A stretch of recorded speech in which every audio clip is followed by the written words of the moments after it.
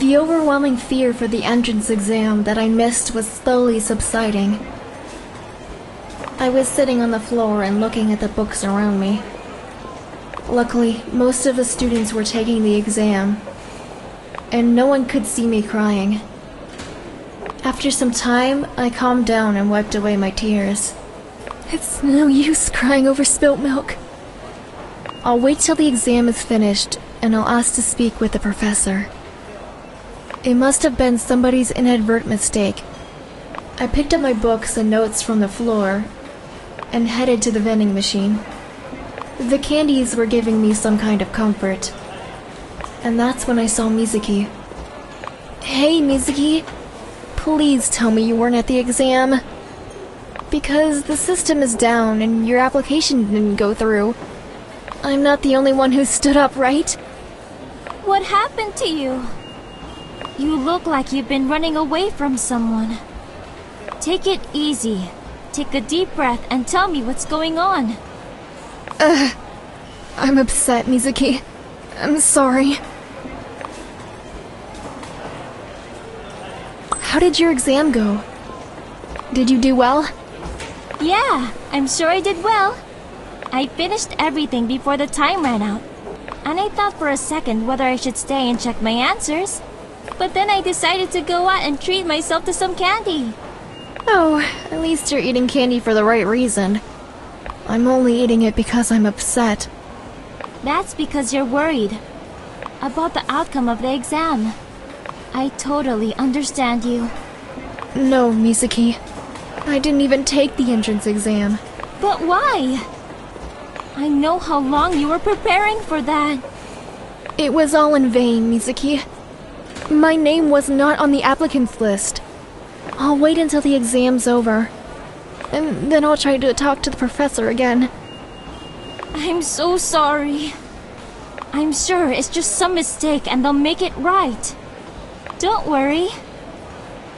Mizuki's voice was so soothing that it almost made me believe that my problem was going to be solved. She gave me a hug and tried to comfort me, and I hugged her back. Thanks, Mizuki. It's nice to hear some positive thoughts at a moment like this. I know. We must stay positive at all times. Life's nice and easy, and this is just a little bump on the road. Always remember that.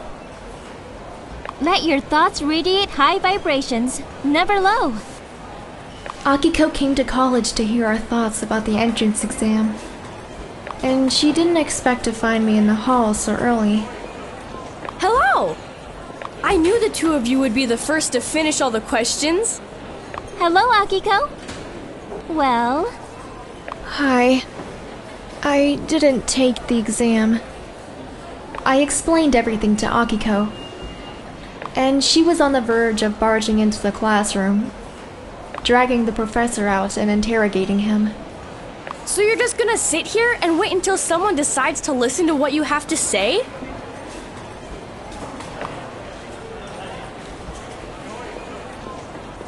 My hands are tied, Akiko. If there was anything I could have done, I wouldn't be here now. I would be at the exam. High vibrations. What? Never mind. I'll figure something out, Akiko. I don't know. The exam had just finished and the professor left the classroom. It was time to make a move. I think that's the professor who was supervising your exam. Go! What are you waiting for? Girls, let's go together. Be my support. Of course! Are you sure that's the right thing to do? Yeah, Mizuki. I need to confront the system. Wait for me then. Ugh! We're gonna get expelled from college before we even got the chance to enroll. I tried to talk to the professor, but he didn't want to do so much as stop. Akiko got even more upset, so she stood right in front of him. The professor tried to walk past her, and then he ran into Mizuki. He turned around and saw me standing right face to face with him. He didn't have anywhere else to go. He had to listen to what I had to say. He promised to check my application, and he took my personal information. I sighed with relief. There you go. Now you can do whatever you want. I should have come with you to the exam. I wouldn't have let him prevent you from taking that exam. It's easy for you to say, Akiko. I still wouldn't like him to have it in for me since the very first day. It's also not fair that you missed the entrance exam. I only hope all this will end well for you. I said goodbye to Akiko and Mizuki. Since the two of them had to stay at college, I was passing near the street where Katsumi lived, and I thought I could check what he was doing. But then I remembered I didn't have my phone with me. I put everything aside because of the entrance exam. I even forgot that Katsumi was supposed to find my cell phone. I may as well check that while I'm here. I made a turn into Katsumi Street and came across Rokuro and him. They were standing by the entrance to Katsumi's building and talking about something.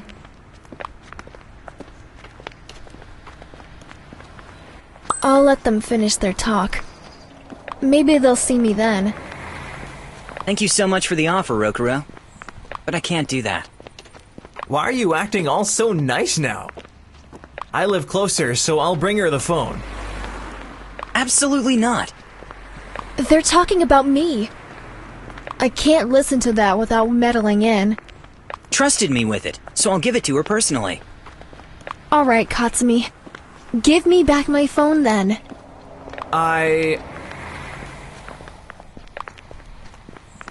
Here you go. Thank you. Tell me, how did you manage to find it? Just like I assumed. Somebody called and said that the phone was waiting for me at the metro station's info point.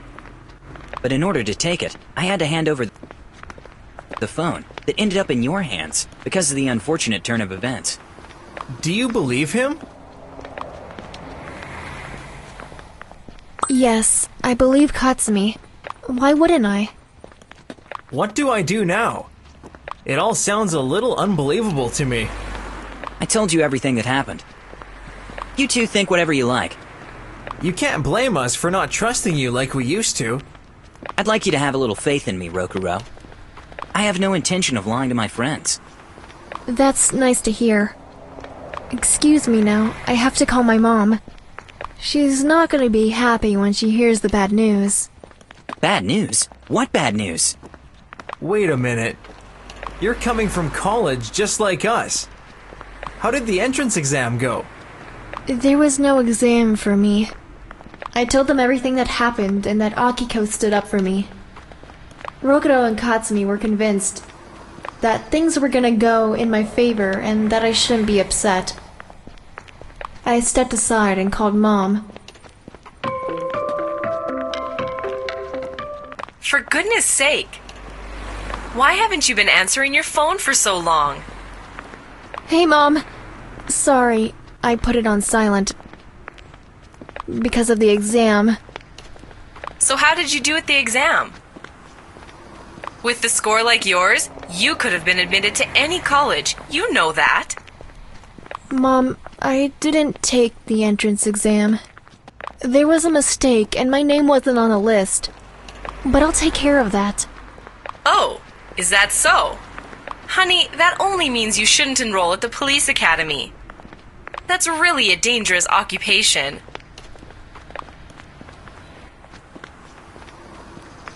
Mom, you worry too much, and that's why you're overreacting. How can I not be worried? Your father would have been alive now if he had chosen a different occupation.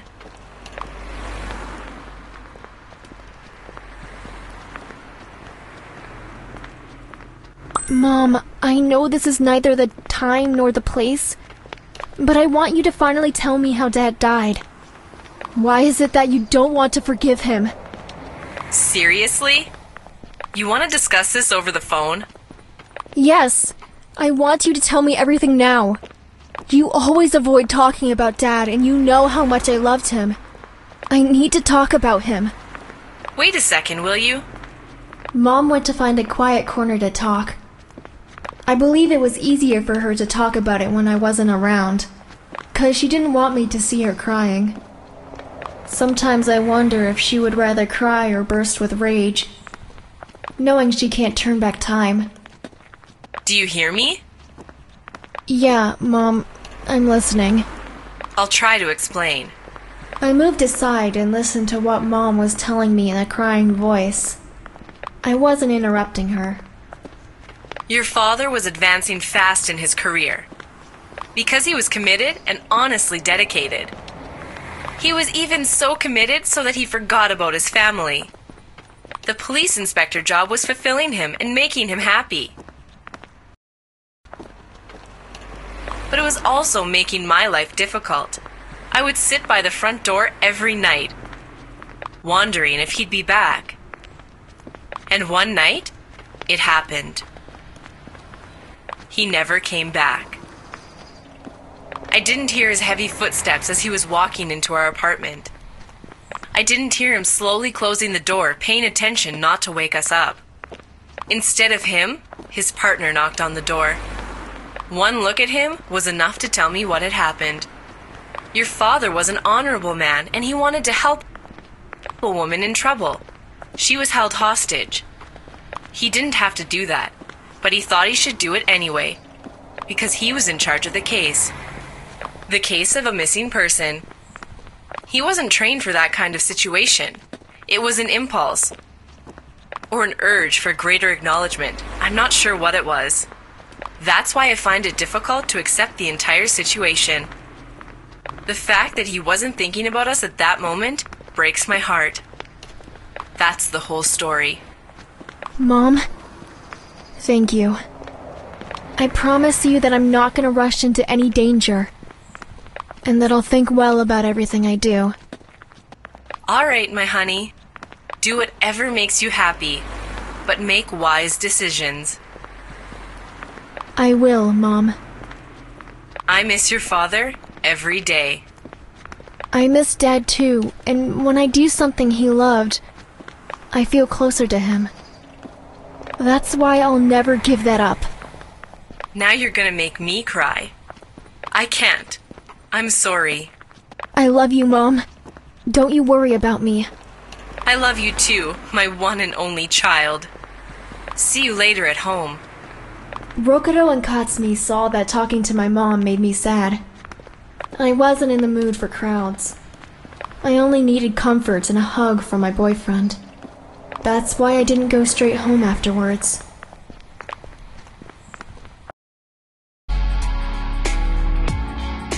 I couldn't wait to be alone with my boyfriend and to feel comforted.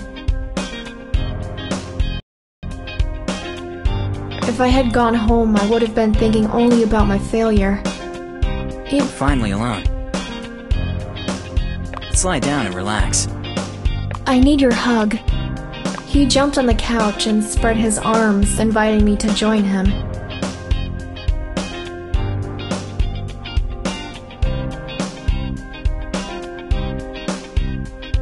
He wanted me to rest my hand on his chest.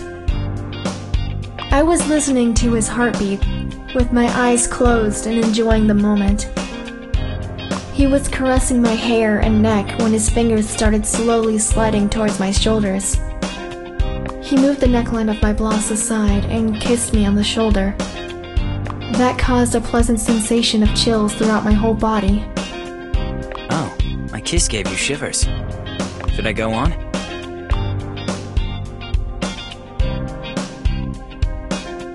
Yes, please.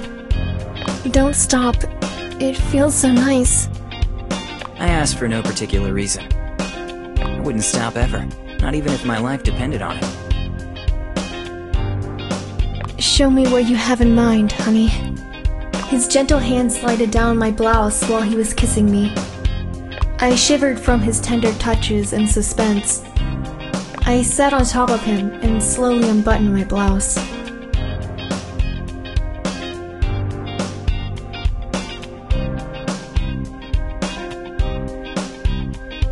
Without letting him touch me.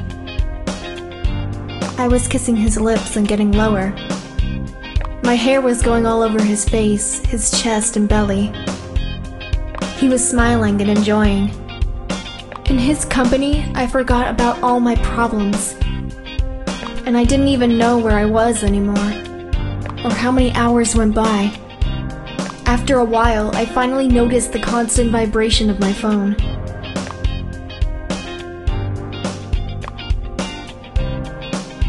Honey, Akiko is in some kind of trouble and she needs my help. You won't mind if I call her? Of course not.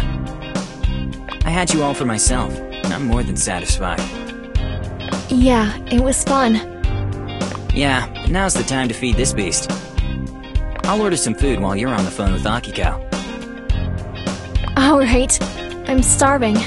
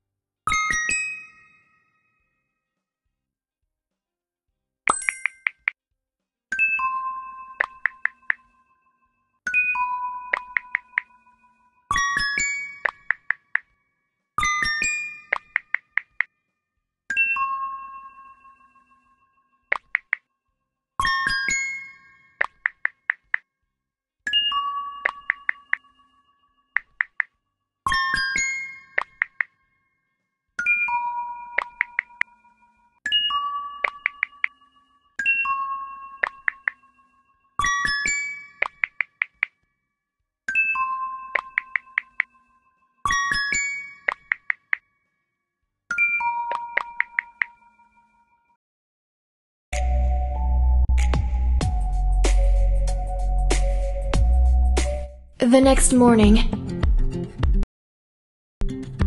I woke up later than usual because my need for sleep was practically beyond control. I got up and went to the bathroom. On my way there, I stepped on the books and notes, which I'd thrown on the floor in a moment of rage the previous night. I saw my father's photo on the floor too and felt sorry. I picked it up, kissed it, and put it back into its place. Father, I'll give my best to enroll at the police academy, even if I have to take a year off. I'm not gonna give up.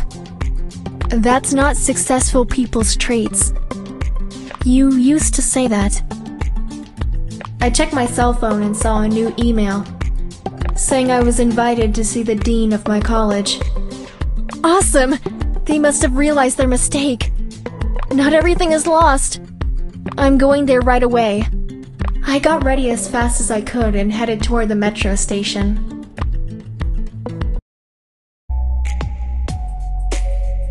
Later that day, the conversation with the dean mostly consisted of him talking with me and nodding at what he was saying. Supposedly, they received an email in which I was informing them that I was withdrawing my application. I couldn't say anything in my defense, as I was completely shocked at what I heard. They promised to send me that email so I could see it with my own eyes. But how could that happen? Nobody had access to my account. Maybe somebody made a joke hoping nobody would take it seriously. Then I remembered to check my cell phone and try to find the sent email. Normally, I'd delete old mail, but it was surely worth a try. Oh no! I found the sent email. No, I didn't do this. This was done by someone who had access to my phone. Who is responsible for this?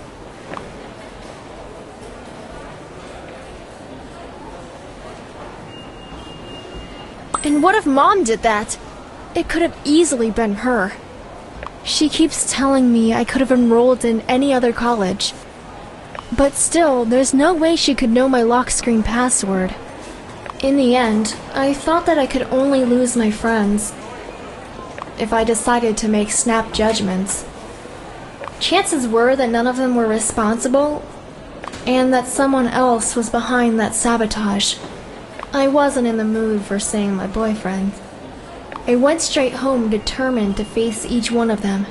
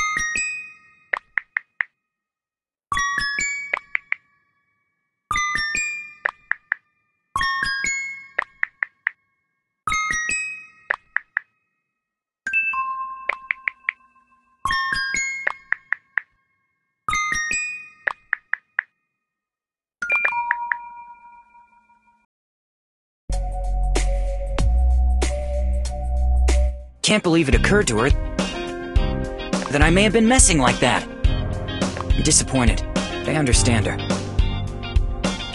I gave them too many reasons to have doubts in me. I'm gonna make it matter what. Katsumi checked the email I forwarded him and saw the date and time that it was sent. He then remembered it was the day when we were all at his place, and that I reported that incident at the metro station then. That's it! That proves the fact that it wasn't me who sent that from her phone, but somebody else. Instead of finding a way to return the phone, that someone decided to take revenge. But how could they unlock the phone? Katsumi soon got an answer to all his questions. He received a call that shook him to the bone.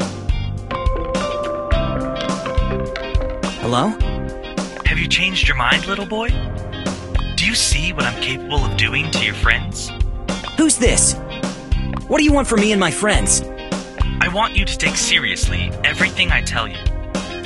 Give us everything you got about ChatLinx. Or else, we are gonna ruin the lives of everyone you know. No, I'm not gonna let that happen. Leave my friends alone. They have nothing to do with it. If you want me to leave them alone, then do what we ask. We wouldn't like to do anything to your cute little... Alright, I'll do what you want. Good boy.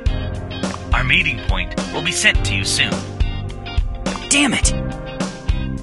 The blackmailers targeted her for no reason whatsoever. I have to protect her and my friends. I have to!